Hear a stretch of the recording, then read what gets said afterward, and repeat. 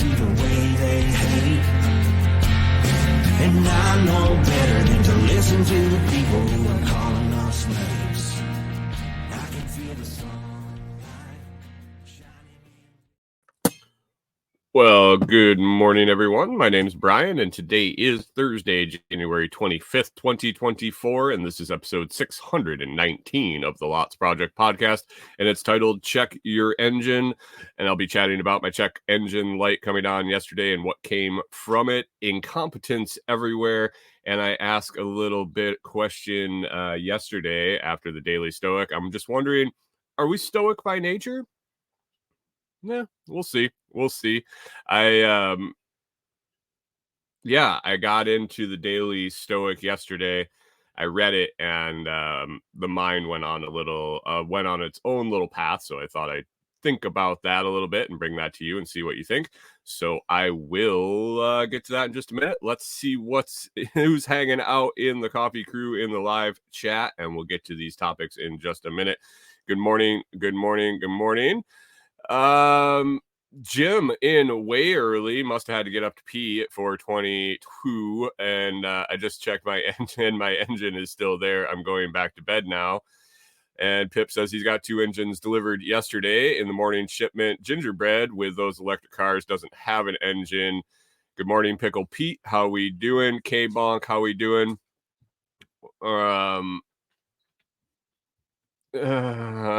Pickle Pete says should do a test and swap out one of his GSD coffees for decaf and play predict the day Brian picked the slow bag, and you can predict when Brian doesn't buy any more coffee from you. There's that. So Pip's wondering if we got an emissions or oxygen heater sensor circuit. Pip said he ordered the Stoic book yesterday, should be here in a bit. Nice. And Gingerbread Farm says you got an ODB2, OBDO, Old Dirty Bastard 2 reader, right? OBD2 reader. Yes, I do. And because of using it yesterday, I'll probably be doing a little video about it. Perfect. Good morning, guys. How's everything going this morning? What is in the cup? It's definitely not decaf. Unless he already started screwing with me. But this morning I am having breakfast with a little blonde. Breakfast blend from Food Forest Farms with a little of the blonde espresso.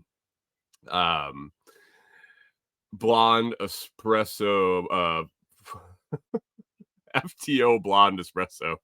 There we go.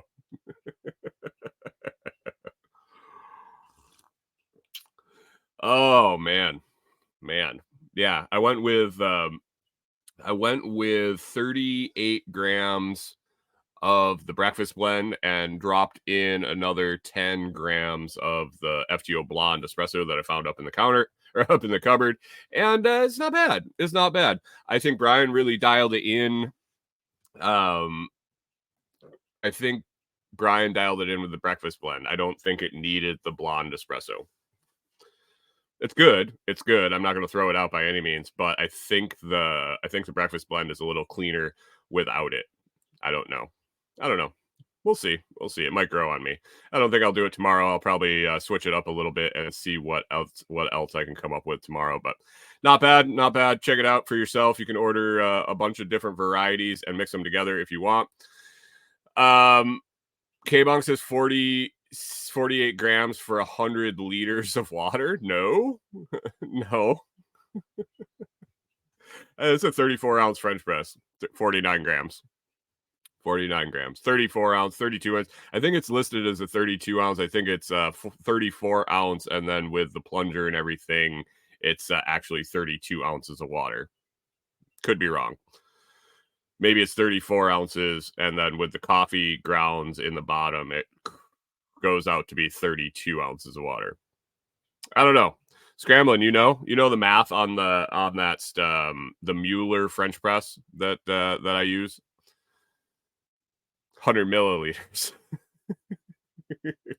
I think I don't know. I think it's 1,000 milliliters. I don't do metric. Sorry.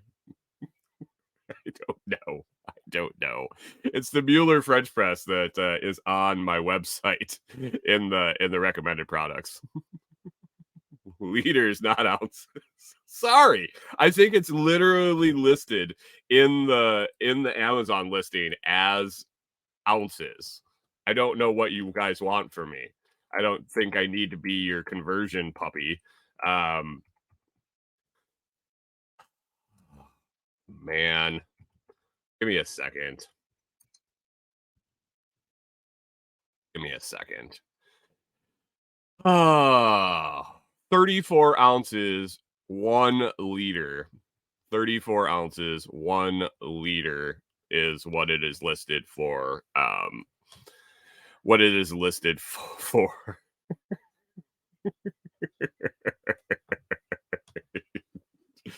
Anyway, let's get to it. Let's get to it.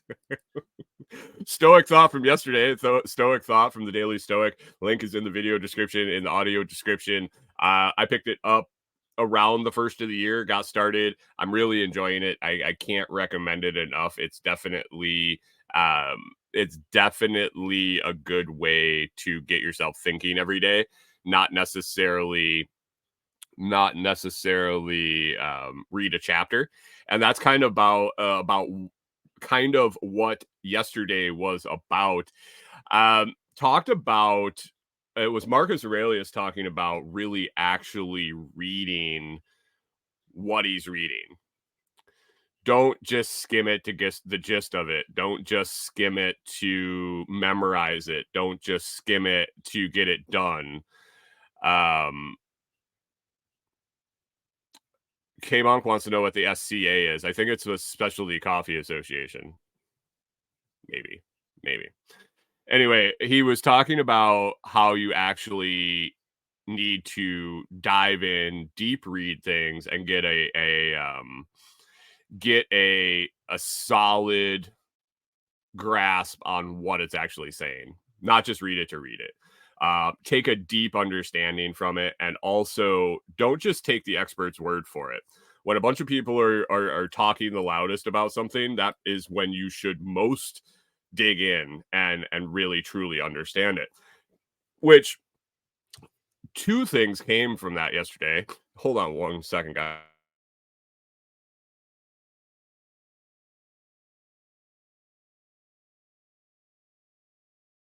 Sorry. It's an interesting morning here. We went from heaters and stuff on to fans on last night, so a little wet in here. Anyway, the daily Stoic meditation from yesterday got me thinking in two different paths. One was in his explanation of it, in Ryan Holiday's explanation of the quote from Marcus Aurelius. He talked about how that's why we should read 1 page a day. Yeah, I'm having a rough morning. I'm sorry. I don't know why. I'm just a little off for sure. But he talks about how we should probably read 1 page at a time, not 1 chapter at a time, not 1 book at a time, and really dive in and understand that. And it made me think about how I changed my reading habits when I started reading this book. And I mentioned it when I first read it, that immediately I started reading it multiple times, reading it slower, digesting what it said, going back and reading parts and then reading them again and then moving on. It was noticeable to me right off the bat. I think Pip mentioned it when I said that. It's like, oh, weird, ingesting stoicism as it is meant to be. And Gingerbread Farm says that's how I read Happiness is a Serious Problem. Did you get that recommendation from me? Because if you did, I'd like to know, because I've pushed that book to a few different webs, and I like to keep track of kind of where it went, because somebody passed that to me, and it really changed the way I looked at a lot of things, and I've given it to a lot of different people, physically and a recommendation. But yeah, it's that's another book that really changes the way you okay, yeah, you bought it through affiliate link. Okay. Thanks, James. But this book, it instantly slowed me down. And I think, and I don't know if it was the material that was in it, the content that was in the passage, um, or how it's laid out on a daily. He specifically says that. Dennis Prager's the author of Happiness is a Serious Problem, Jim. It's a fantastic book, especially, I mean, if you're in a bad way, if your life is a shitstorm, um, that book can do some stuff for you if you actually take the time to read it. So I don't know if it was the way that Ryan Holiday wrote the book and laid it out and intentionally made it a daily meditation and spurring thoughts for journaling. This is what Marcus Aurelius did in meditations. That's what he did. It was daily. It was a slow, deep dive into things on a daily basis, not huge topics, but just little things that really stuck for a day. Good morning, Clark. How we doing? And so Ryan set it out that way in the book, where it's a daily thing. It's small, it's consumable multiple times and in depth. But I think the topics lend itself for that too. I think as you read the content, it really sends you down that path. So I didn't know. Yeah, I know you're good, Jim. It's not the. Yeah, it really makes you look at what happiness is. Sorry. Sorry, I get distracted. That book. I call Corey knows I refer to that book as the book. not the good book. Not the good book. I don't want to offend anybody, but yeah. Yeah. Made a significant impact in my life.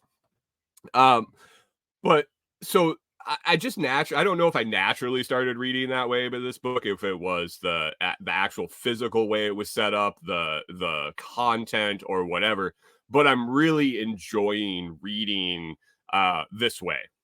I'm really enjoying reading one page a day, and reading that page 4 or 5 times and really thinking about it. So I started thinking about that in the morning right after I read it, and that, I think that was really the intention, was, hey, we seek to really get a deep understanding of the things we read. We seek to not take the advice of experts and trust but verify. Basically, bringing Bitcoin slang into this, trust but verify. So that was my morning thought on it. And then I picked it up in the afternoon and kind of skimmed through it again, just to refresh the brain cells after I had done a bunch of other stuff, and kind of ponder it again, because it had been sticking in the back of my head. And one thing that came up, and it made me question and go down the line of kind of troubleshooting, or I guess seeing if I was wrong. But I'm wondering if we're stoic, if we have stoic philosophy, if we have stoic tendencies, if we have stoic tendencies naturally,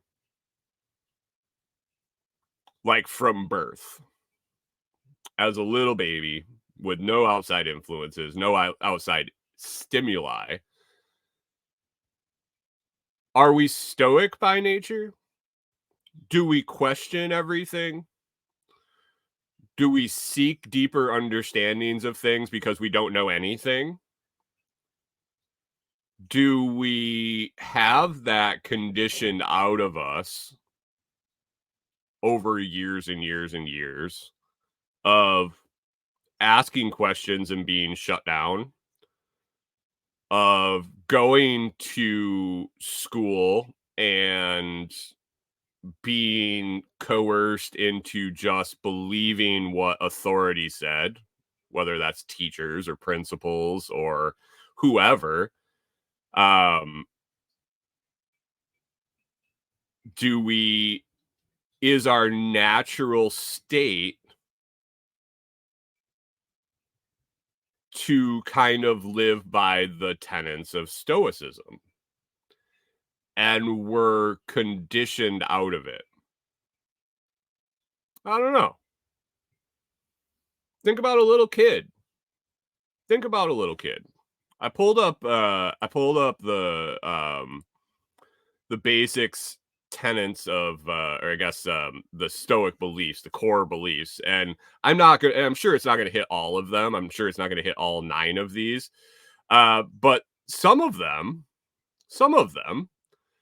if you want a smooth flow of life, live according to nature. We don't know anything different other than living according to nature.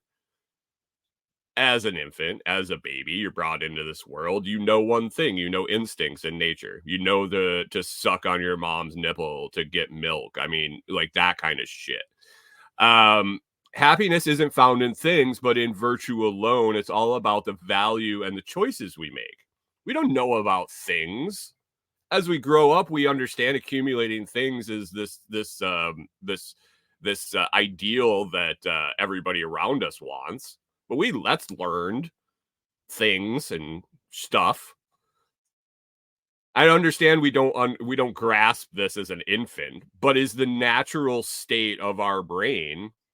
I don't know. I don't know. I just went down this road. I could be totally fucking off base. I could be on third base, and we still haven't even gotten a hit. I don't know. Um, we don't control external events. We only control our thoughts, opinions, decisions, and duties. We don't even consider external events to us. We do our thing as an infant. I don't know. I don't know. I gotta explore this more. This was just something yesterday afternoon that it popped into my head, and so I've started going down this a little bit. I don't know. We've each been given the inner resources we need to thrive. Right there, we've been given them. Like didn't learn them. We've been given them. We must eliminate toxic emotions. Why hope, fear, anger are always the worst strategies. I don't know. We'll see. It's a point. It's something I'm going to ponder more. I jot it down for sure to look at it more and think about and really see if there's a correlation there. I don't know. Um, Jim says we are curious animals by nature. It is beaten out of us by the poverty mindset around us. And James says you actually don't even know that babies take a long. We don't. You actually don't even know that babies take a long time to figure out how to eat, especially when you consider how often they need to eat, but take a day or two to master it. I mean, we're obviously born with a lot of instinct. Why would we be different than any animal? You look at animals in nature that are born and the things that they know. No one taught them a lot of that stuff. Yeah. I mean, why would it be different from us? I don't know. Are we conditioned out of this? And did the Stoics, is it such a valuable philosophy? Is it such a powerful tool because it's just going back to the natural state of humans that we started at? That whatever life situations we went through, whether it be in ancient Rome or in Greece or in the Great Depression or whatever, has it always conditioned out of us? Not necessarily the same way, but the way to make it happen is to get back to the original. I don't know. I don't know. I don't know.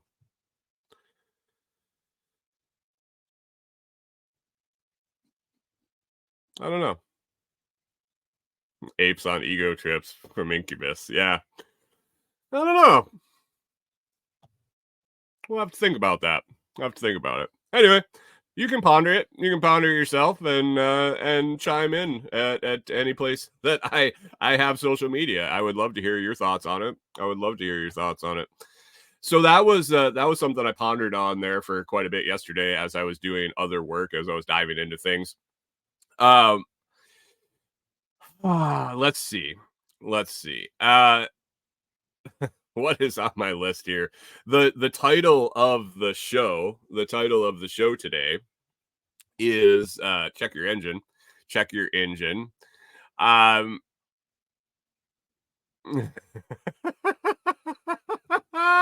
Hunter says it seems to be a big pain when someone wants to freak out about something and you're just like, meh.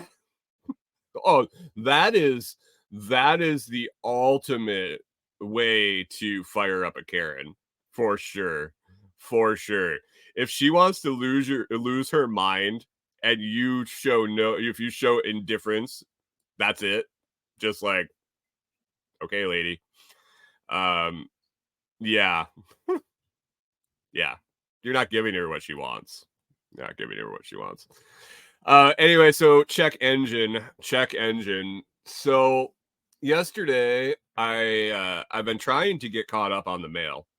So we have packages. I have several packages that are on their way here that got caught up in this disaster of a weather event.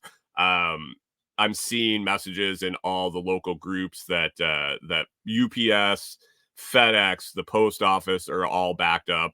I talked to the post office lady yesterday, and she said that everybody that comes in is saying that all of their stuff is just sitting in. Well, you'll get the notice. You'll get a delivery date when we have it, and then it'll say expected delivery today. Yesterday, I had 2 packages that went to status out for delivery, and then after the fact, it just said maybe tomorrow. Maybe tomorrow. Jim says everyone use informed delivery. No. I can't really do it here, but I do have tracking on a lot of my packages. Personally, if somebody sends me something, I request that they tell me that it's coming so I can look for it at the post office. And then anything I order online, you always get a tracking number. So I keep very good tabs on the stuff coming because it's not coming to my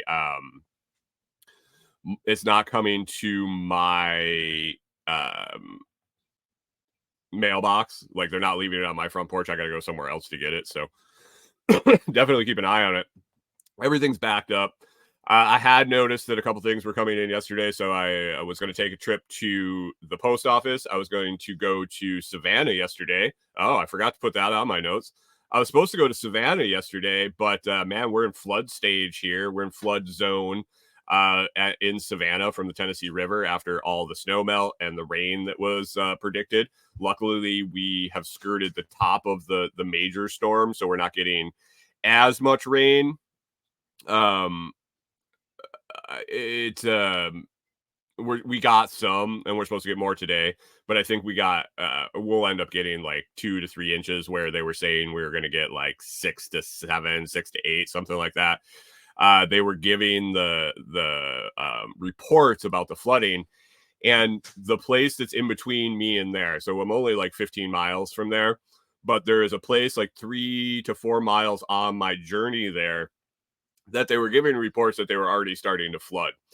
And I said, I don't know I don't know the sloughs, the runoffs, the low point roads, things like that flood.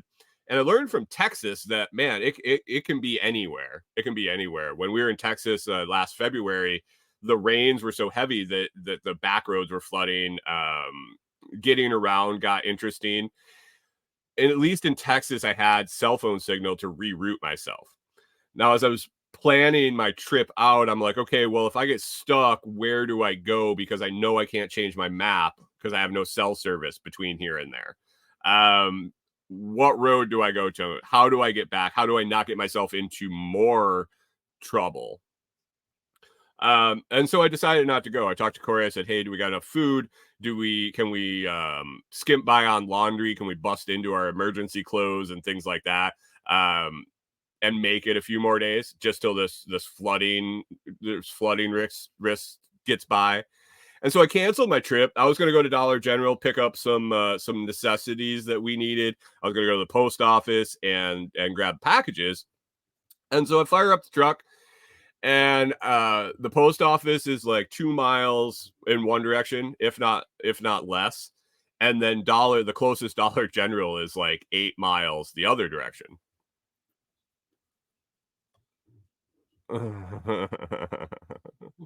Jim says, note to self, note on map low areas that may flood or wash out roads and bridges as part of our bug out preps. Yeah, it's not a bad idea. And in Florida, you just mark the whole state. Aren't you like a total of like 8 feet above sea level? I did actually look up the sea level of our location here, where we are sitting, not the town, because the town is down the hill. On the way into the river, so I imagine that's pretty close to the same level as the river. But I noticed that the river report, the flood stage report, was given in elevation, and so I wanted to know how close it was to us. And we got over 100 feet to spare. We're good. We're good here. But actually, down the road here, past the post office, it drives right into the river. I've talked about that before. People have actually driven into the river and died. So, I mean, we're close to the Tennessee River, and when it goes into flood stage, you get a little worried. Chris Dixon says, "Aren't you kind of bugged out already?" Yeah, I am. I've been spinning on that a lot too lately. Living this way really prepares us for these shitty weather events and disaster events, because we don't even blip on the radar. Probably going to talk about that tomorrow. But anyway, I took off to go to Dollar General. I took off to go to the post office, and I pull out in the truck. I get to the main road. I go to Dollar General, which I was going to go there and then give the post office a little more time to get their shit together and get my packages. And so I get a quarter mile down the road, and the truck didn't feel right. I couldn't really place what it was. It wasn't anything super significant. It wasn't like a loud noise necessarily. It's an older truck. Like it has some, it's like me. It's old. It's got some creaks and moans and things like that. So I didn't think much of it. And as I went up the first hill, the check engine light came on. The check engine light flashing. Never good. You know, it's bad when it comes on solid, but when it starts flashing, I was like, oh shit. And so I was like, oh, what do I do? This is our only vehicle. It was stormy yesterday. It wasn't raining at the time, and I was like, I don't feel like walking very far if I have to. So I hit the first side road. I pull in. I put it in reverse. I turned around, and as I get to turn back out on the road to come back to figure out what the fuck's going on, the light's out. No more check engine. I was a little confused. So I came back, maybe a total of a half a mile round trip. I get into the driveway. Corey's like, that was quick. What's going on? I dig out my OBD2 sensor, and I plug it in, and I had misfire. It was the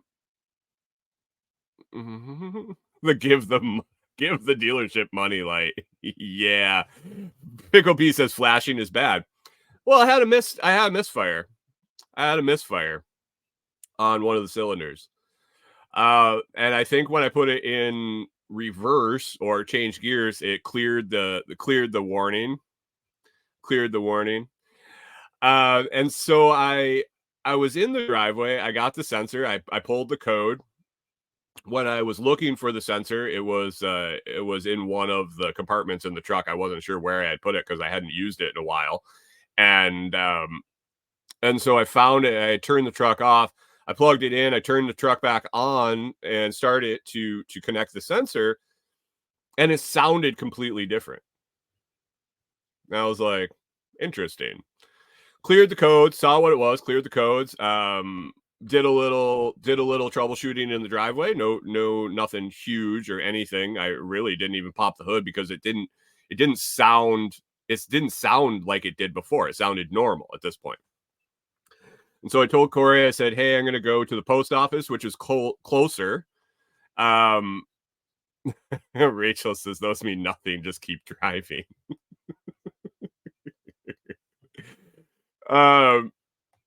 He's going to go to the post office, which is only like a 2-mile round trip. That's not a big deal. I drive to the post office, no hiccups whatsoever. Sounded smooth as silk. Get to this post office, shut it off, turn it back on, no problem. Left the sensor on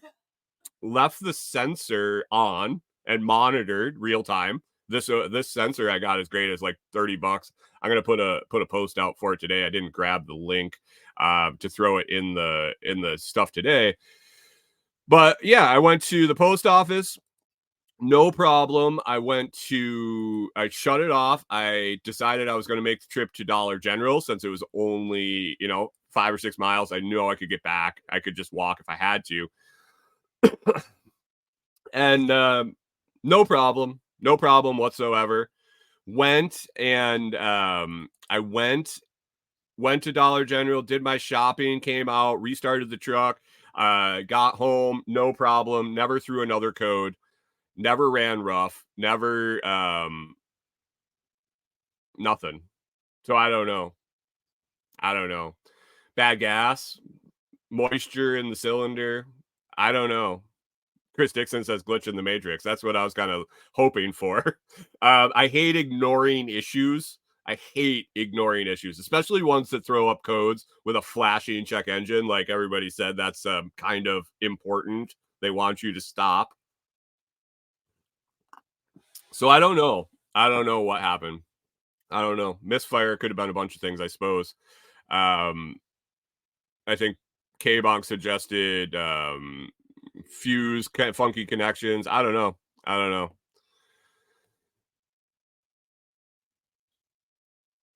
Gingerbread says misfire could be plug, coil pack, or wire if it's simple. Yeah, I don't know. I don't know what it was. It was so random and such a short period and then completely gone. So I'm going to see. If it happens again, it'll go in. If it doesn't, anomaly, I guess. Glitch in the matrix, like Chris Dixon said. Pip says I checked the battery and terminals. Interesting, because I did have battery issues at one point. What about the battery and the terminals is going to throw misfire from the coil pack? Lack of power?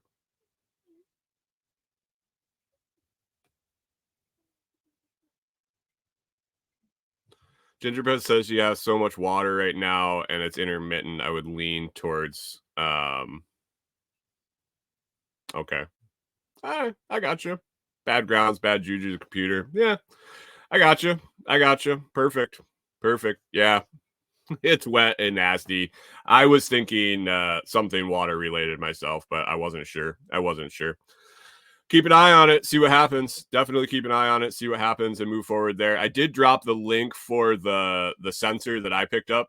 I really like it. It's pretty generic, and it can interact with a bunch of aftermarket apps in both app stores, the Google and I got Gingerbread.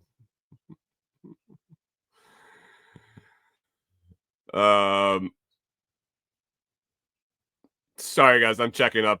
we're doing truck diagnostics in the comments over here. I was just making sure I internalized all these suggestions so I have them on record, because for some reason I don't get a copy of the chat at the end. I actually if I want to catch something back in the chat, I have to go to the YouTube video and like scroll to that point in the video to get the chat. It's interesting. It's interesting. But awesome. I appreciate the input, guys. And yeah, it was odd. It was odd for sure. I was like, oh shit, really? This is all I need. Corey I came back. She's like, what's going on? And I said, I don't know. The truck wasn't running right. And it threw a code, and the check engine light was flashing. And she just got a look on her face and turned around and walked back in. It's like, yeah, I feel you. I feel you.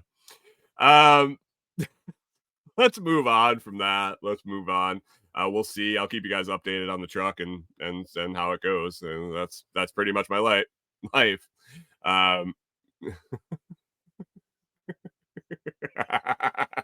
Chris Dixon. This is like when a customer calls and says the check engine light is on. What could it be? Well, I gave you more diagnostics than that.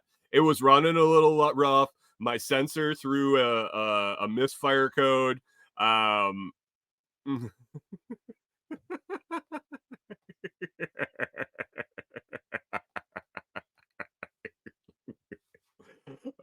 man.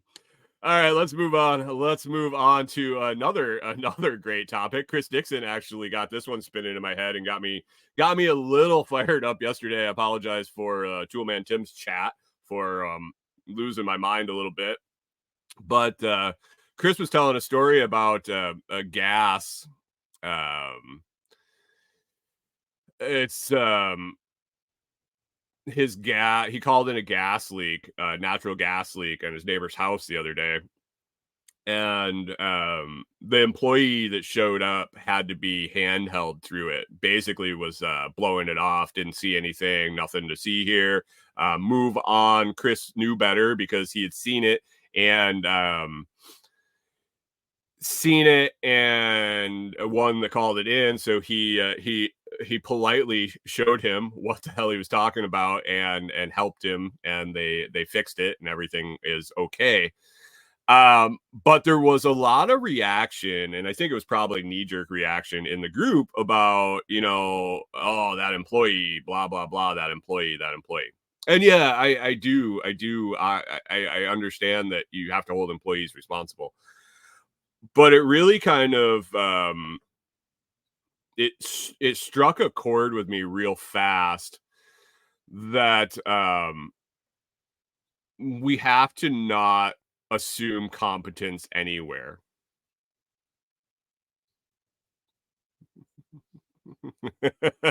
Context clues. He saw the gas leak. Yeah, it was definitely this from his description. It was blowing out of the meter. But anyway, it made me think that people are really relying on people to be competent. And I think there should be an assumption that when you call the gas company, that the guy comes out to fix the gas and he knows what he's doing.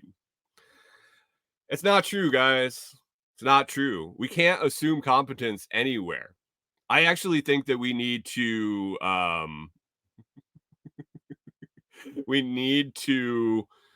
assume he didn't even get out of the truck. Pickle Pete would ask, was he checking for a leak with a Bic? Chris said that he didn't even get out of the truck until Chris showed him with his binoculars where it was leaking. Yeah, Chris, it is your story. It got me all fired up yesterday. that people assume that everybody's competent. Chris did the right thing. Told him, no, you're wrong. It's leaking. And I think you need to do something about it. But I think we assume that employees that are coming to service our stuff,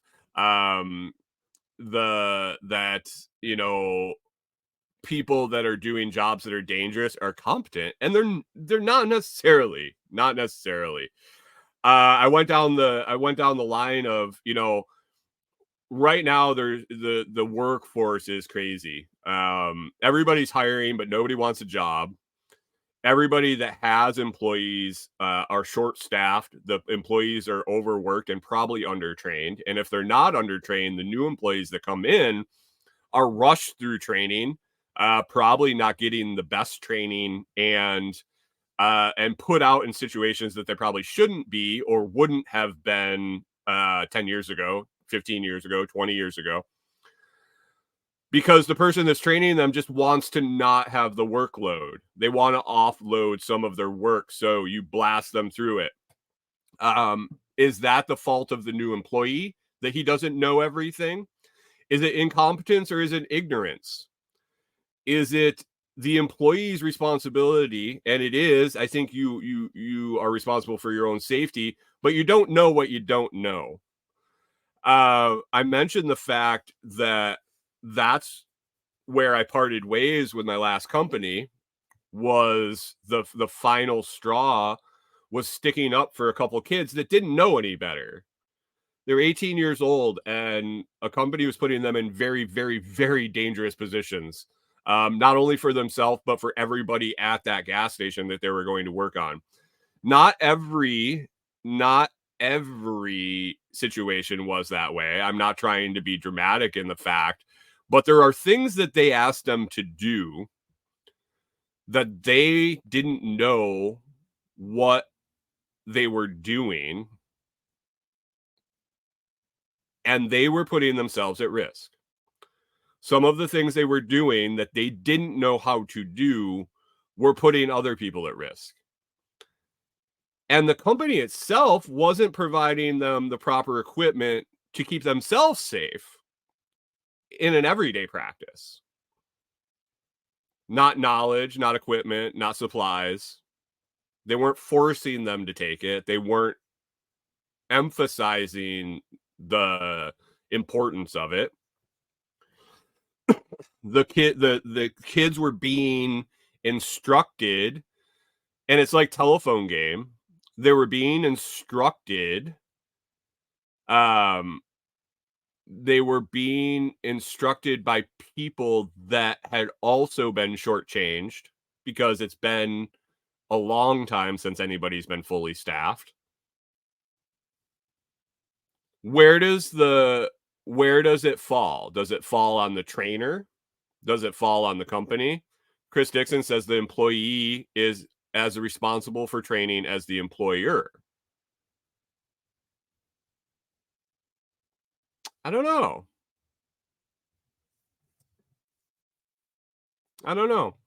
Rewilder Life says also depends on what you're talking about here. If we're talking $50 an hour versus $12 an hour, it's different. But is it? I mean, gas techs were in the, they would pay him as little as possible. And when there's nobody to hire at $20, at $30, at $40 an hour, I think naturally the company is going to gravitate towards the lowest common denominator and hire some people that can get in the door to turn a wrench. They don't think about the fact that the situation they're putting them in. So, yeah, I don't know. I'm just glad at this point in my life that I'm an old, crusty, been through it, blue collar. That at the point that I left it, I was the one standing up for those kids. Not, and I'm not looking for attaboys or anything. I did the shit that they did. I worked for employers that put me in really bad situations. I worked for employers that didn't give me the tools to be safe, and I didn't care enough.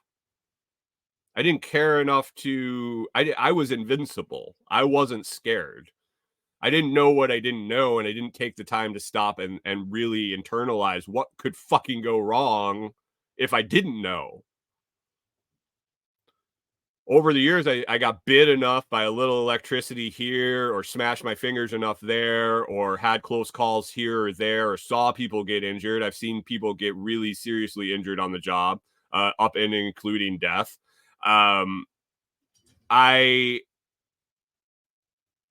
I learned that I don't know. I know very little in this world. It's yeah, I don't know.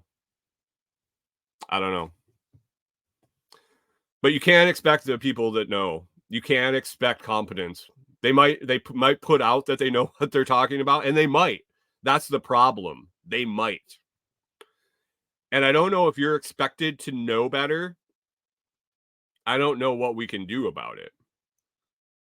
But I don't think you can expect competency from anyone coming to your place to work on your shit anymore. And it's been a while. It's been a while.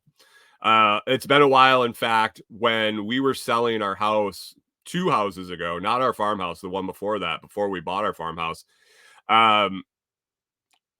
The city we were living in had an ordinance that you needed a city inspection to sell your house. They needed to come in and make sure, the furnace was working, the water was working, things like that. Basic safety things to sell the house. Coincidentally, like a month after we sold, they changed that and it was no longer required. But when the city inspector came, I was walking around with him because I was a tech at that point. And we went down in the basement and he pulled out his CO monitor and it went off. He turned it on and it beeped. And I'm like, that's interesting. That's interesting. I got one. He was standing next to it, the one that was mounted by my furnace. And it beeped and it went off and he's like resetting things. And I'm like, that doesn't sound right. And I figured maybe he was calibrating it to air to turn off and this and that. He turned the furnace on, and before there could have been enough combustion to even set the sensor off, the sensor went off. And he's like, "Oh, I got to red tag this furnace." I'm like, "What? Your sensor's wrong." It's like literally next to a monitor on the wall, and that's not going off. And I tested that. What's the deal here? And he's like, well, I don't know. I said, well, do it again. Let me see your shit. He wouldn't let me look at his equipment. I knew it was not calibrated right. I knew that the reading was wrong. And the fact that he put a red tag on my furnace meant that I had to install a new one. Because he didn't know what he was doing. I don't know.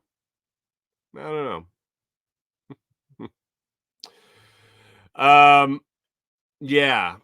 So incompetence has been around for a while. Definitely been around for a while. It cost me a couple grand putting a new furnace in my house before I could sell it because they wouldn't listen to me. They wouldn't send someone else out. And when I told them that I was going to have someone else come out and test it, they said that didn't matter. It needed to be replaced because it's red tagged. Because miraculously, at some point, I would be able to get somebody to come out and test it and it would be good. And it's only bad intermittently, like my check engine light. I don't know. Pip says, I can't make the new dude want to learn over looking at their phone, even when there's plenty to learn. Yeah. I try to remember that's my favorite part of a new job is learning. Once I learn enough, I can't stand it. All I want to do is learn it and leave and go learn something else. I don't know. That's me. Yeah, that's why I don't train. It's one of the biggest reasons I don't train. A is because normally when you're training, in this day and age, you don't know the job well enough to be training. Like I never felt in any role in the last 3 or 4 jobs. I guess the startup, none of us knew shit. I knew it the best, so I should have been training. I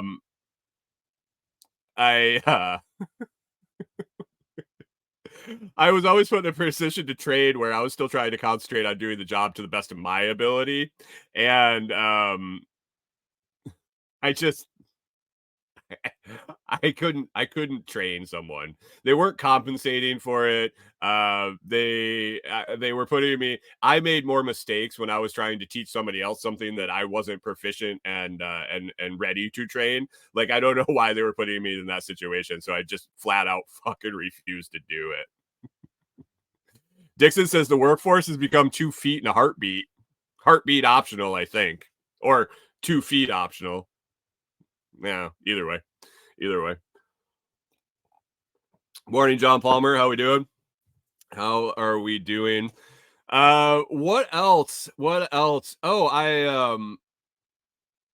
I have an interview coming up in February. I have a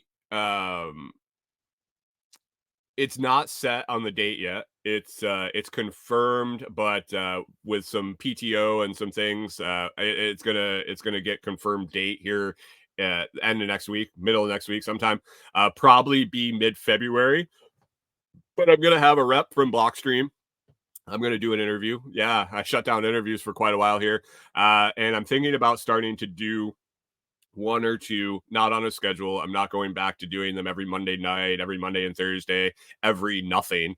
But I'm definitely interested in doing a few right now. I want to talk to a rep from Blockstream. There's a gentleman that I want to talk to. He just shot me down and said he can't schedule it. Like, he's had trouble scheduling with other people. I'll probably just send him a calendar link and say, just pick. And that's all I want is an hour appointment, and it'll be an interview, whether you want it to be or not. So I might do that. I don't know. But yeah, if you guys want to ask a question, I'm likely going to go live with it. I'm pretty sure they're okay with it being live. But depending on when it is, he might actually be in England. They're based out of England, and I don't know where their team is, so the timing might be weird. But I definitely will announce it, and I want to include questions that people had about Blockstream. And if you're not in the Telegram group, I posted it yesterday. I posted a post in there about questions. If you have a question for Blockstream about the Jade, about the general functionality of it, what's coming up, anything like that, I will be sure to ask them if you just let me know. I just need to get a list. K-Bong says your Avapow 6K jump box review showed up in my feed. That's fantastic. That's good. That thing's great. I definitely recommend that. If you guys need a jump box for a jump pack and you got a larger truck, that it will handle it for sure. Rewilder Life says this is what happens when everyone gets a trophy. The incompetence, the indifference, the lack of drive to be the best, because it doesn't matter. You're still going to get a paycheck. You're still going to get your trophy. You got it. Chris Dixon says, it's funny, though, Rachel, that's our fault because we accepted it and didn't fight it. I don't know. There were quite a few people that fought that. I think it was inevitable. I think that the people that didn't come in first pushed the agenda. And, only one person can come in first, and only a handful of people understand that coming in second is just not, you didn't do quite good enough, but you still need to strive to be number one. It was the people that came in eighth that had no desire and no inclination that there's ever a time that they could win, that needed to feel included. And there's a lot more people that didn't get a first place trophy or understand that they needed to work harder to get a first place trophy that were more than willing to accept a participation trophy. So I think the people that understood the concept of working harder to achieving your goals, to getting there, and if you don't get there, understanding why and how to get there. Maybe you need to try something else. Maybe you need to work harder. Maybe you're just not as good as the person that you're competing against. All of those things. I think the people that didn't understand that ended up being more. And as it gained snowball effect, that's what happened. Chris Dixon wants to know how to Bitcoin. Easy. Just buy it. Just stack it.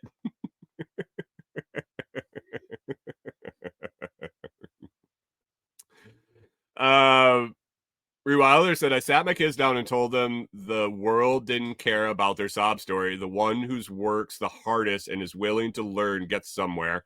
That's the magic sauce. Yes.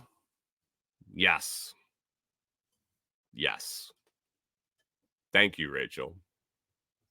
Thanks for teaching your kids that no one gives a shit. Try harder. And if you don't get what you want, it's because you didn't pick the right thing. You didn't work hard enough. You.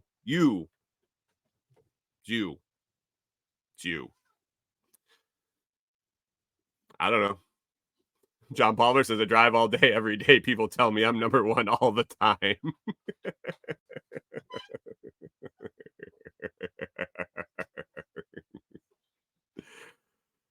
Oh yeah. I don't know. It's a very interesting dynamic in the world today. I'm going to talk tomorrow about how insulated I've really felt lately, whether it be from the weather stuff going on, whether it be from the clown circus that's about to take place for the next 9 months, whether it's the end of the world as we know it, whether it's Ukraine or Israel or all of that. With all these things that pop up, I sit back and think about how they affect me. Tomorrow, I think I'm going to talk about it. I'll put it on the list. You guys got anything else you want me to talk about? Oh, anytime. Let me know. Either private message, email, Telegram group, chat, live chat, web page, whatever. Do it. Speaking of web page, Chris Dixon says the biggest election of all time, part 38. Yep. It's the most important election of our lifetime, guys. I saw, and if you read it on the internet, it's true.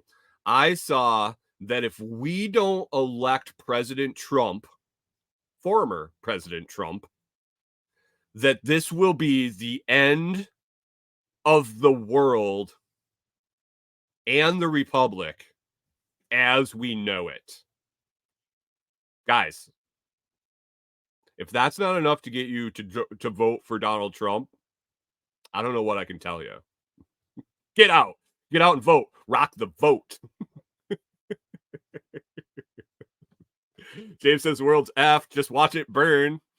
Rewild their lives wondering about flat earth, aliens, and astronauts. I will talk about flat earth. I'll talk about the flat earth and aliens and astronauts.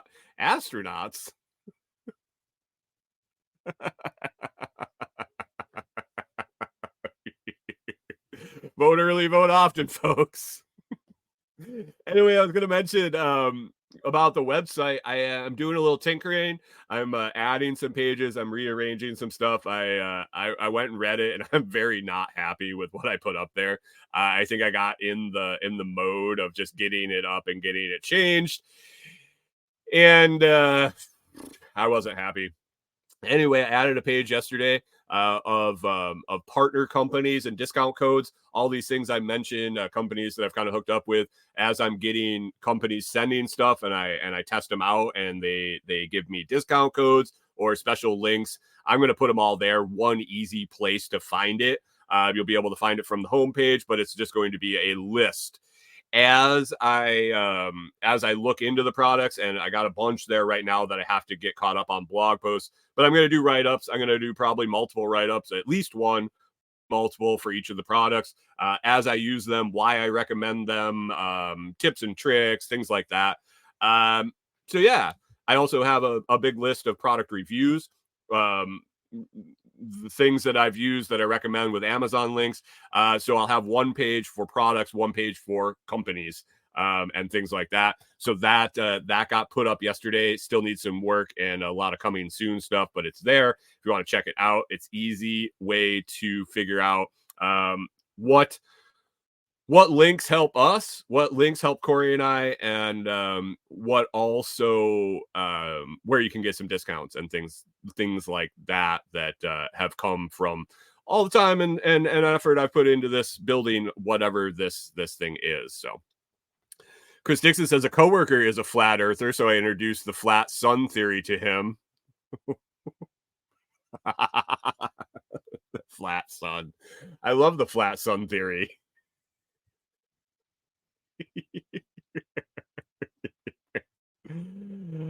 Oh,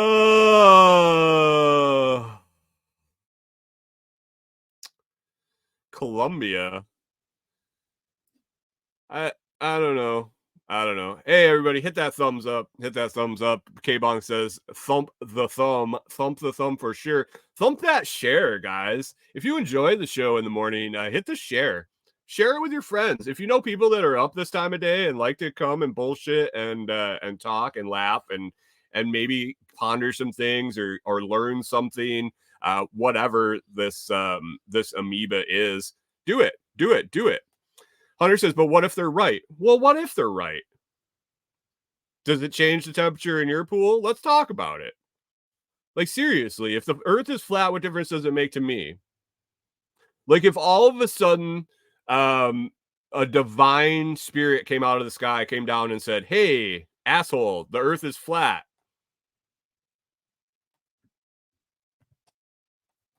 It is. Okay, perfect. Rachel says, I don't have friends. Perfect. You're in good company here then. Anyway, guys, I appreciate y'all listening. If you enjoyed the show, it's always free to hit that like, share, and subscribe.